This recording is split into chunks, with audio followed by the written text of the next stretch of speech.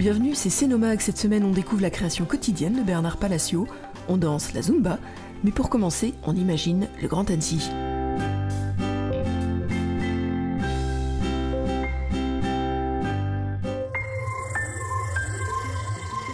Imagine le Grand Annecy, on en est où? L'agglomération du Grand Annecy organisait jeudi 6 juin une grande restitution publique sur le projet de territoire du Grand Annecy. En 2018, 3000 personnes ont participé à l'élaboration de ce projet et 90 objectifs ont été retenus. Élus et habitants, entreprises et associations, ensemble, se sont mobilisés pour amorcer un changement, celui de devenir à l'horizon 2050 un territoire exemplaire en matière de développement durable et d'innovation en Europe. Le 6 juin, 6 mois après le vote de ce projet de territoire, le Grand Annecy invitait donc élus et habitants pour faire le point sur la mise en œuvre et le suivi des 90 objectifs du projet de territoire. C'est ça l'esprit de ce soir, c'est un premier point après 6 mois. On ne va pas reprendre tous les 90 objectifs, mais simplement parmi ceux-ci, il y a déjà des choses qui ont été faites. Je me dois de rendre compte avec les collègues vice-présidents du travail déjà mené depuis 6 mois et puis reprendre une série d'engagements qui seront bien sûr ensuite déclinés, votés par l'Assemblée des élus et mis en œuvre avec les différentes équipes. Je crois qu'il faut commencer par un chiffre. Le Grand Annecy, c'est quand même 84% d'espaces agricoles, de forêts et d'espaces naturels. Parce qu'on entend beaucoup, on construit beaucoup, mais n'empêche que la plus grande partie de notre territoire, ce sont des espaces agricoles et naturels. Alors évidemment, c'est un équilibre auquel vous êtes très attachés, vous nous l'avez dit, et le premier axe du projet de territoire, qui est justement intitulé « Un territoire où chacun pourra vivre en harmonie », il vise à préserver cet équilibre. Alors il y a 3 ambitions politiques majeures qui tournent autour de ce premier axe. D'abord en matière d'aménagement, c'est ce qu'on a appelé l'agglomération archipel, c'est-à-dire développer des pôles secondaires autour du cœur de l'agglomération. Il y a aussi une ambition en termes de préservation de l'environnement, ce qu'on appelle l'agglomération nature, et une en matière de mobilité, l'agglomération apaisée. L'objectif numéro 31, c'est ça, et qui était de mettre des bus plus fréquents et dans une amplitude plus importante. Ça a été fait dans le cadre du plan de mobilité court terme qui s'est appliqué pour la partie urbaine en tout cas dès le mois d'avril 2019, c'est-à-dire il y a quelques semaines. Et donc on a aujourd'hui des lignes fortes qui sont structurantes et sur lesquelles on va continuer à travailler pour en faire peut-être des lignes encore plus structurantes dans l'avenir et qui vont nous permettre aussi de peut-être mailler des réseaux qui ne seront pas tous centralisés sur le pôle Gare. Et puis maintenant, on est dans la mise en œuvre, c'est-à-dire on se dit, je prends l'exemple, on veut être capitale verte de l'Europe. Bah oui, c'est dans le projet de territoire, c'est des habitants qui nous ont dit qu'il faut qu'on ait une ambition très forte en matière de développement durable. Et une fois que tu as dit dans le projet de territoire, on veut être capitale verte, bon, ça regarder, c'est quoi le cahier des charges, comment on fait, etc., etc. Donc on se rend compte qu'il faut du temps et qu'en même temps, la méthode qu'on a choisie, elle est absolument indispensable. C'est-à-dire qu'on n'y arrive pas si on n'arrive pas à fédérer un maximum d'énergie, d'habitants, de citoyens, d'entreprises pour faire avancer ça et y arriver. Donc c'est là-dedans qu'on est aujourd'hui au bout de 6 mois. C'est se dire, on a mieux mesuré le temps qu'il faut passer, les enjeux qu'il y a, et maintenant on fait le point avec les habitants sur comment on va véritablement concrétiser tout ça. J'apprécie vivre à Annecy, on a une qualité de vie, je pense qu'elle pourrait être encore améliorée.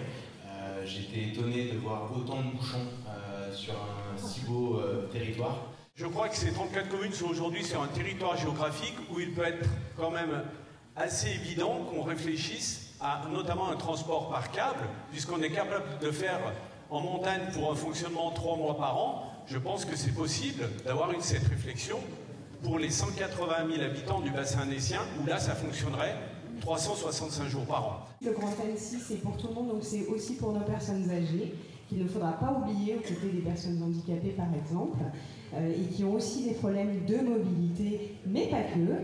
L'ADMR, c'est aussi des salariés avec des salaires qui sont ceux de nos conventions collectives et qui ont aussi des problèmes de logement, et pas que sur Annecy, et donc de prévoir aussi et d'anticiper ces besoins. Aujourd'hui, nous avons de réelles difficultés de recrutement parce que les gens ne peuvent pas venir s'installer sur le département. J'ai un exemple de projet juste à côté de chez moi, d'une usine à bitume, qui me pose énormément de problèmes, qui qui va polluer l'air que mes enfants vont respirer à l'école, que tous nos enfants sur la commune et aux communes environnantes vont respirer, avec un passage devant chez moi d'au moins 250 camions par jour. Alors moi, on imagine Grand Annecy, c'est pas ça. Cette action de projet de territoire, elle nous oblige à une sincérité, à une transparence et à une association des gens qui est sans doute quelque chose qu'on n'avait pas mis en œuvre suffisamment aujourd'hui, qui est au cœur de ce projet et qui va nous obliger à changer la façon de faire de la politique au bon sens du terme. Et ça, j'espère qu'en sortant de cette réunion, les gens vont se dire on a des élus qui ont bien entendu le message, qui sont rentrés dans une phase de travail et qui veulent absolument qu'on y participe aussi. C'est cet effort de sincérité, je crois, de vérité qui est important ce soir. Vous voulez en savoir plus? Retrouvez toutes les infos sur la page Facebook Imagine le Grand Annecy. Et rendez-vous pour la prochaine restitution publique le 19 décembre.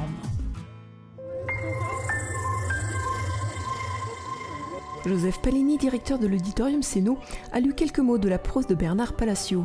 Ce poète, mais également artiste, cofondateur de l'atelier d'animation d'Annecy, lors d'une exposition de ses peintures au jardin d'hiver de la mairie déléguée de Sénaux.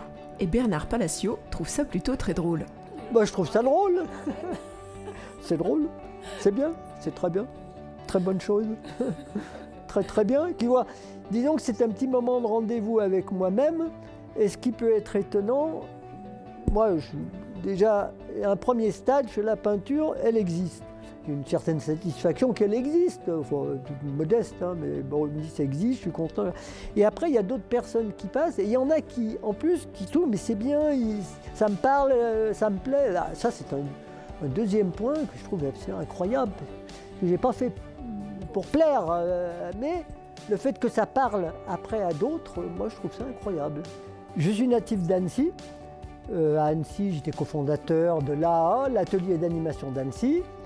Et après, j'étais professeur aussi à l'école des Beaux-Arts à Annecy, les débuts de l'école des Beaux-Arts. Et je faisais des films déjà d'animation avec Nicole Dufour, qui est là avec moi. Et on a été travailler dans les Cévennes pour le premier film de Jean-François Guilloni, Gwen, le livre de sable. Premier long métrage, ils nous ont engagés pour faire les décors et les personnages. Et on a quitté Annecy. Il peint pour lui tous les matins et ce petit moment de bonheur avec soi-même est pour Bernard Palacio vital. L'inspiration, c'est ça, je ne sais pas ce que je vais faire. J'ai envie de faire quelque chose, comme quelqu'un qui a envie de voyager, mais il ne sait pas du tout où il va aller. Je prends j'ai toujours des petits morceaux de bois chez moi, et je commence à mettre de la peinture blanche, je le regarde. Et puis je mets des couleurs et je regarde et tout d'un coup, peut-être que je vois une forme, un truc, un machin, ça va pas, j'y suis avec le chiffon. Et il y a un bonhomme qui apparaît, c'est un lapin, ça c'est une femme, un lapin, etc. Je précise jusqu'à ce que je sois content. C'est un peu comme une lecture dans le mar de café. Je fais des petites peintures pour moi, je fais tout le temps de la peinture, c'est comme faire des petits poèmes. Hein. Je me réveille le matin, j'ai toujours une petite planche de bois, c'est fait sur bois devant moi. Puis si ça me tente, je me dis tiens, peut-être je pourrais faire ça, voilà. Voilà. Et c'est très étonnant de les voir tous ici réunis.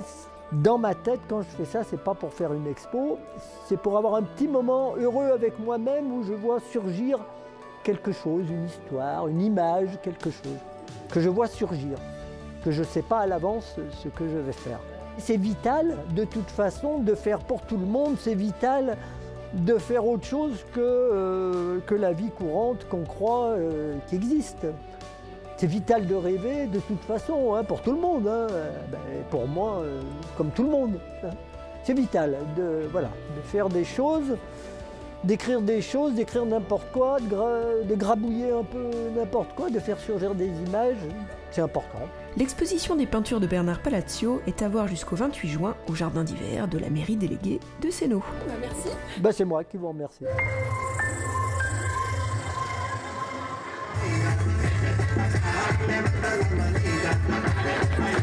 L'été est revenu à nous les terrasses. Le Polyède reconduit les cours de Zumba les vendredis soirs.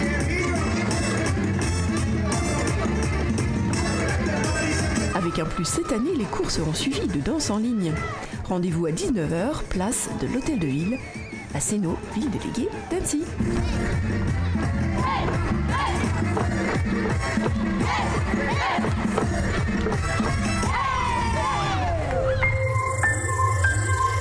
À présent, votre agenda de la semaine du 17 au 23 juin. Nous vous rappelons que l'exposition Couleurs et vibrations des tableaux de Lucien Scoton est toujours accessible, et ce jusqu'au 28 juin à l'Atrium de l'Hôtel de Ville de Sénaux.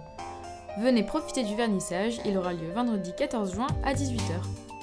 Lundi 17 juin aura lieu la soirée de lancement de Toastmasters Annecy. Au programme pitch, témoignages et cocktails pour célébrer l'art de l'éloquence qui a pour but de plaire, émouvoir et convaincre par la parole. Nous aurons la compagnie de Virginie Delalande, lauréate du Grand Oral de Laurent Ruquier sur France 2. Rendez-vous à 19h à l'auditorium de Sénaux. Réservation sur yourplan.com. Par la suite, un concert gratuit de musique classique se déroulera mercredi 19 juin à 20h30 à Cap-Péria. Il s'agit de tout cœur avec Capriccio, dirigé par Axel Bernolin. Pour la fête de la musique, vendredi 21 juin, la commune nouvelle s'anime. Des genres variés feront danser la place de l'Hôtel de Ville de Sénaux à 18h avec l'orchestre périscolaire du DMJ qui vous joueront de la musique du monde et des Balkans. À 20h, des musiques variées de jeunes talents. À 21h, de la chanson française avec Elle et lui. Et à 22h, place au rock metal avec Et Poétique. Puis de 17h30 à 20h, à la salle Saint-Martin, le conservatoire à rayonnement régional jouera un ensemble de musique. Et pour finir, les festivités s'étendront jusqu'à la place de Vieuxgy. À 19h, l'harmonie Ventissime et de 20h à minuit, une programmation proposée par l'association Animaction Vieuxgy. Le lendemain, samedi 22, nous continuerons en musique avec un requiem de Mozart à 20h30 à l'église des Brécy. Ce concert donné par 3 chœurs comportera 70 choristes sous la direction de Gabriel Jehan. Ce samedi également, faisons place au feu de la Saint-Jean dès 19h à la salle La Bruyère de Vieuxgy.